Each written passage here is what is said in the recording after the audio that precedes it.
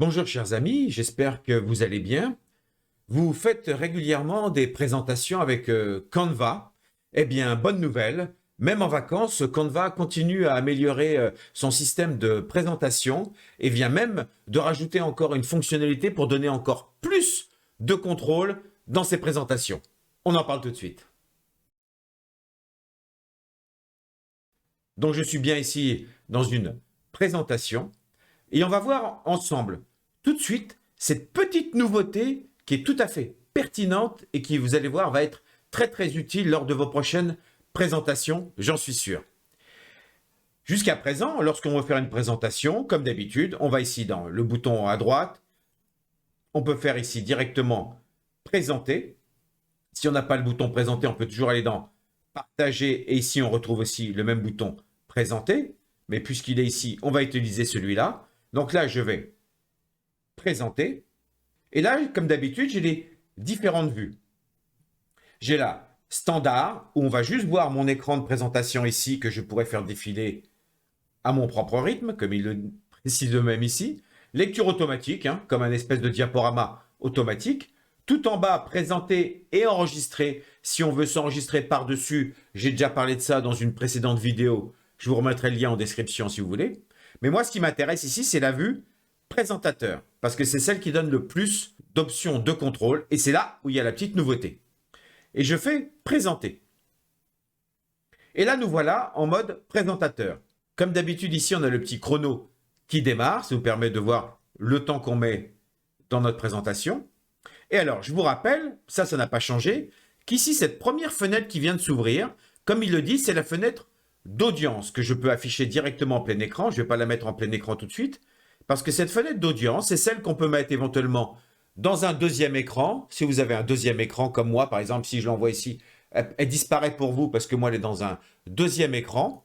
Et c'est éventuellement ce deuxième écran que vous pouvez envoyer sur un rétroprojecteur, par exemple, un vidéoprojecteur, pour présenter ça comme une conférence, par exemple. Cet écran-là, c'est aussi celui qui peut être envoyé dans un logiciel de streaming si vous voulez faire ça en live, par exemple. Voilà. Donc ça, c'est l'écran que voit l'auditoire, d'accord, vos spectateurs. Je la mets de côté. Pour l'instant, on la reprendra dans 2 minutes. Et ici, c'est ma fenêtre de présentateur qu'on a déjà vue ensemble. J'ai compris, merci. Celle où je vois ici mes slides. En bas, je vois mes différents slides. Je peux directement naviguer à l'intérieur. Je vois ici à droite mes notes. Et je peux ici, bien sûr, passer, rappelez-vous, en mode Canva Live. Et c'est là, j'ai fait déjà une précédente vidéo, je vous remets le lien aussi dans la description, où là on peut directement chatter, discuter directement avec en mode texte, messagerie, avec nos spectateurs. Voilà. Mais j'ai aussi accès à mes notes. Ça, voilà, c'était un petit point de base sur ce qu'on a déjà, ce qu'on connaît déjà. Ça n'a pas changé. La nouveauté, c'est tout là-haut, les 3 petits points.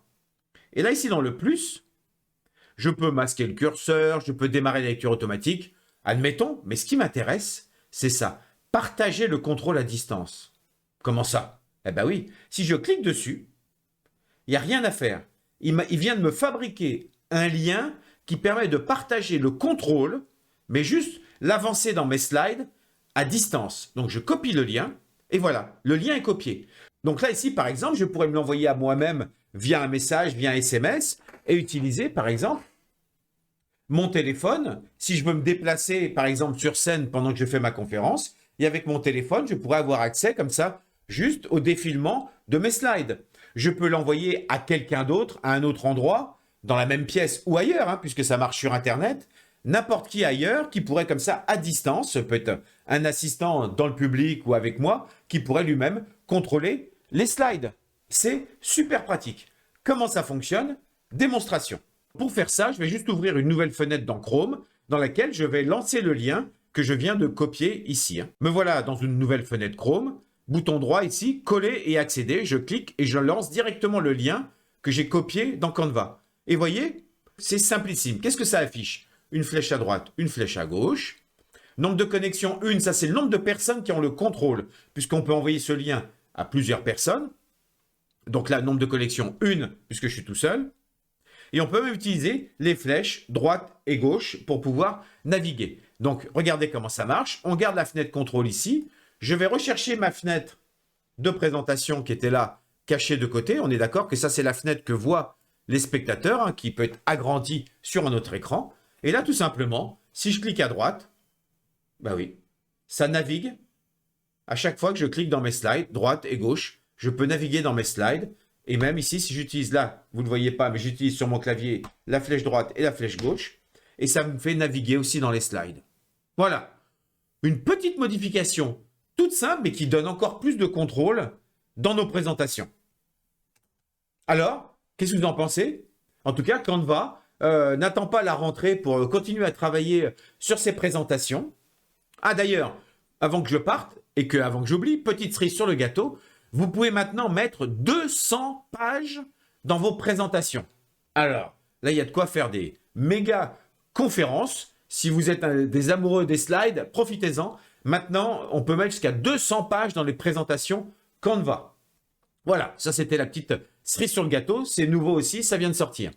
Mais sinon, voilà, une petite nouveauté, une petite option encore pour récupérer encore plus de contrôle lors de nos présentations. Eh bien, moi, je dis encore bravo Canva. Eh bien, justement, si cette vidéo vous a plu, comme d'habitude, n'hésitez pas, vous-même, un petit pouce bleu, abonnez-vous si ce n'est pas déjà le cas, n'hésitez pas à partager la vidéo si vous pensez que ça pourrait être utile à d'autres. N'hésitez pas non plus à me poser vos questions ou à faire vos remarques directement en commentaire. Je me ferai un plaisir d'y répondre et ça me donnera peut-être l'idée d'une future vidéo. Et en attendant, comme d'habitude, je vous souhaite le meilleur et je vous dis à très bientôt.